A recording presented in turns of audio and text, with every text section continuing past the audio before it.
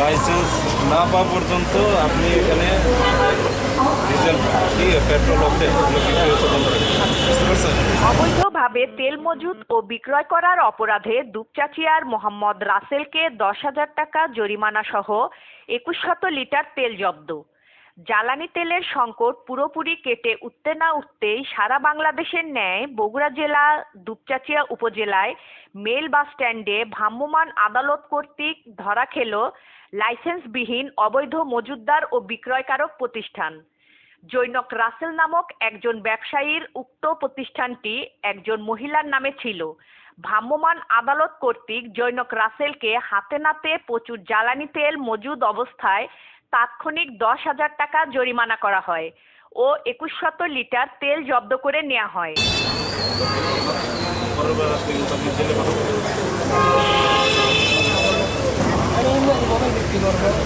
Licence না পাওয়া পর্যন্ত আপনি এখানে ডিজেল কি পেট্রোল ওঠে এগুলো বিক্রি হতে বন্ধ রাখবেন। বুঝতে পারছেন? আর আপনি ঘুষ লেখা দিচ্ছেন, এই জন্য আপনাকে এই শর্তে খালি আপনার 21 লিটার জব্দ করতে হবে। বাকিটা আজকের মধ্যে আপনি বন্ধ রাখবেন। চলাকালে উপস্থিতরত একজন তেলের পাম্প মালিক আলী হাসান ফিলিং স্টেশনের স্বত্বাধিকারী দুঃখ প্রকাশ করে বলেন, আমাদের বৈধ কাগজপত্র আছে, সরকারকে ইনকাম ট্যাক্স সহ সকল প্রকার কর প্রদান করি, অথচ আমরাই জ্বালানি তেলের সংকটে থাকি। কিছু অসাধু ব্যবসায়ীরা দেশের তেল মজুত করে সংকট তৈরি করে। তিনি আরো বলেন, বর্তমান সরকার যদি উত্তরবঙ্গের দিকে নজর দেন, বিশেষ করে জ্বালানি তেলের বিষয়ে, অর্থাৎ বাঘাবাড়িতে তেলের ডিপো আছে, আমাদের বগুড়ায় এরকম একটি সাব ডিপো যদি দিত তাহলে উত্তরবঙ্গ তেলের জন্য উন্নয়ন হতো।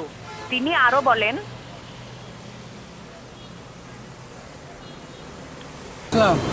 আপনার নামটা কি?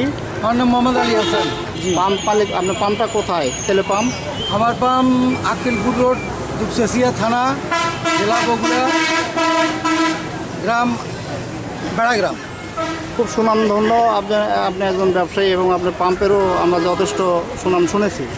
আজকে যে এই যে এখানে ভ্রাম্যমাণ অভিযানটা পরিচালিত হইলো, এটা কি উপলক্ষে বা কি কি দেখলেন? এটা উপলক্ষ হচ্ছে এদের কোনো লাইসেন্স নাই, এদের হাতে একটা বিক্রি করার লাইসেন্স দিছিল, তারা মেশিন লাগায়া তারা ব্যবসা পরিচালনা করে। সে হাতের লাইসেন্সও 2016 সালে এটা বাতিল হয়ে গেছে। বাতিল হয়ে যাওয়ার পরে এই অবস্থাভাবে এরা বাগাবাড়ির বিভিন্ন এজেন্সি আলাদের কাছ থেকে তেল সংগ্রহ করে এই তেলগুলো বিক্রি করে। তো এই বিষয়ে আপনাদের সমিতি তো আছে, জি, সমিতি থেকে এই বিষয়গুলো অবগত করেছিলেন বা জানে? আমরা সমিতিতে অবগত করেছি, দরখাস্ত দিয়েছি এবং বর্তমানে সমিতি ভোটের কারণে কমিটি বিলুপ্ত হয়ে আছে। জনপ্রশাসন মন্ত্রণালয় থেকে ভোট বন্ধ করে রাখছে। এখন জনপ্রশাসন মন্ত্রণালয় বলছে যে আপনারা যদি সমাজ ব্যবস্থার মাধ্যমে ভোট করে নিতে পারেন করেন, না হলে আমি জেলা প্রশাসক বসায় দেব। তো এখনও সেইভাবেও দরখাস্ত দেওয়া আছে, এখনও জেলা প্রশাসক মহোদয় বসে নাই। এখন ওই অবস্থায় সমিতির যারা কর্মচারী বিন্দু আছে তারা পরিচালনা করতেছে এবং বিগত যে কমিটি আছে সেই কমিটি পরিচালনা করতেছে। আমরা দেখেছি যে তেলের ক্রাইসিস যখন চলতেছিল, সেক্ষেত্রে আপনি নিজে একজন পাম্প মালিক হয়ে আপনি নিজে রাস্তায় দাঁড়িয়ে জনসেবা দিয়েছেন।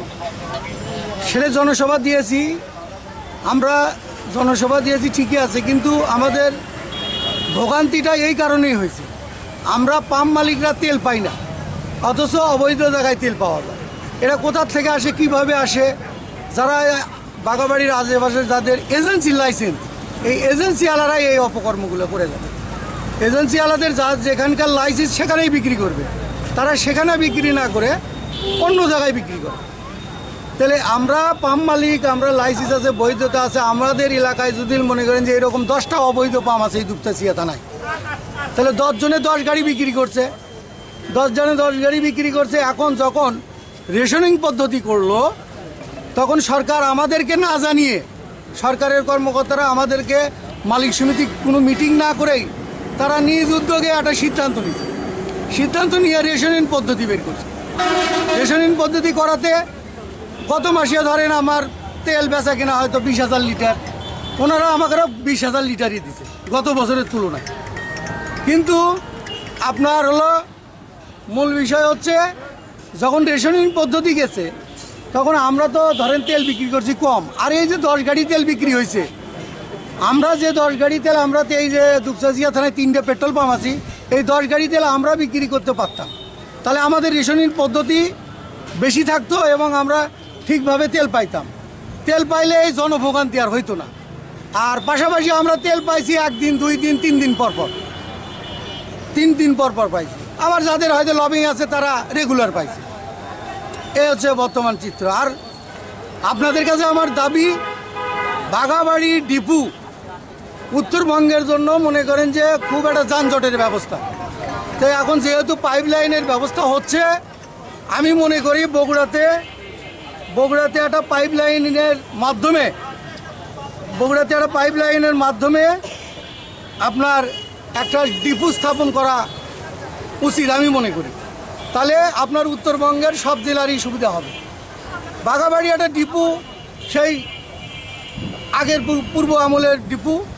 আমরা বগুড়াবাসী মালিক সমিতির পক্ষ থেকে আমরা চাই যে একটা বগুড়াতে একটা ডিপু। পার্বতীপুরেও রেল ডিপু আছে, রেল ডিপুতে যখন রেলের তেল আসে তখন সময় মতো পর্যাপ্ত মতো পাওয়া যায়, আর যখন রেল না আসে তখন না পায়া তারা সবাই বাঘাবাড়িতে যায়। আবার বাঘাবাড়িতে আপনার সমস্যা হয় যখন খরা মৌসুম পড়ে, তখন জাহাজ কাছে আসে না, তখন আমরা তেল পাইতেও আমাদের সমস্যা হয়। এবং আমরা পাম্প মালিক, সেই জন্য ধরেন 2-3 গাড়ি তেল আমরা মজুত করে রাখি, কারণ 2-3 দিন তেল না পেলে তো আমরা তেল পাম্পে পাবো না। এই জন্য 2-3 গাড়ি আমরা তেল মজুত করি। বর্তমান সরকার ট্যাগ অফিসার নিয়োগ করেছে, ট্যাগ অফিসারেরা 1 গাড়ি তেল আসে কখন কি আসে সেই অনুপাতে আমাকে বেচা কেনার নির্দেশনা দেয়, আমরা সেই হিসেবেই বেচা কেনা করি। আর পাশাপাশি এই যে ডিপু, মনে করেন যে বাঘাবাড়ি ডিপুতে অনেক যানজট হয়। মানে আপনি বলতে চাচ্ছেন যে বাঘাবাড়ি ডিপো আছে ওখানে থাক, পাশাপাশি উত্তরবঙ্গে যদি কোনো একটা ডিপো স্থাপন করা হয়, তখন সরকার যদি দৃষ্টি দেয়, সেক্ষেত্রে উত্তরবঙ্গের মানে মানুষের উত্তরবঙ্গের পেট্রোল পাম্প মালিক এবং কৃষকেরা অনেক উপকৃত হবে।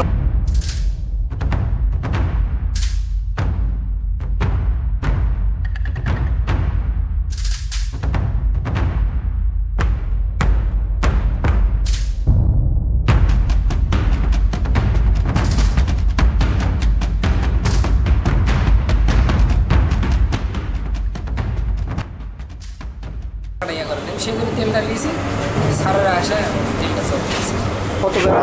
কত ব্যারেল তেল রেখেছেন? আমার এখানে তেল আছে, কিন্তু সাররা 2000 লিটার তেল, 2100 লিটার তেল জব্দ করবো। এই কালকাই মনে করেন তেল আজকে সকাল থেকে খুলেছি, 200 লিটার তেল হতে বিক্রি করেছি। সারের আশা আমার মনে করেন 2100 লিটার তেল জব্দ করবো। মোট কত ব্যারেল আছে আপনার এখানে তেল? আমার এখানে ওই 4-5 হাজার লিটার তেল আছে। 5000 লিটার তেল আছে? হ্যাঁ। তো আপনি কি জানতেন না যে বর্তমান এই আইনে আপনার জরিমানা হতে পারে? হ্যাঁ, হতে পারে।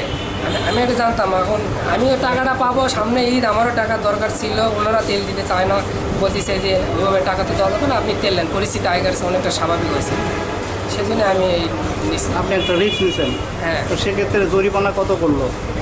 আমার জরিমানা 10,000 টাকা করছে, আর হচ্ছে 2100 লিটার তেল জব্দ করছে। তাতে আমার 2.5 লক্ষ টাকার মতো আমি এখন। আর কি আলটিমেটাম দিল? আমার যে তেল আছে ওই তেলটা আমি বিক্রি করে আর তেল উঠাবো না। আর লাইসেন্স বা কাগজপত্র বিষয়ে কি কাগজপত্র ওটা আমাকে নবায়ন করতে হবে, তারপরে আমি ব্যবসা প্রতিষ্ঠান চালু করতে পারবো। আরেকটা বিষয়, আপনার এই জায়গাটার নাম কি, আর আপনার নামটা আরেকবার বলবেন প্লিজ? এটা দুপচাচিয়া মেল বাস স্ট্যান্ড। আমার নাম মোহাম্মদ রাসেল হুসাইন। আপনার এই প্রতিষ্ঠানের নামটা কি? Razia enterprise. Sorry? Razia enterprise. এই কাগজপত্র কার নামে আছে এটা? আমার মায়ের নামে।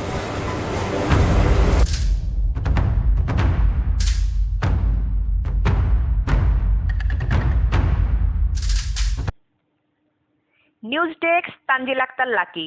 ওয়েবসাইটে BD2 নিউজ টিভি দেখতে লগ ইন করুন bd2news.com, Facebook page BD2 news, YouTube BD2 news.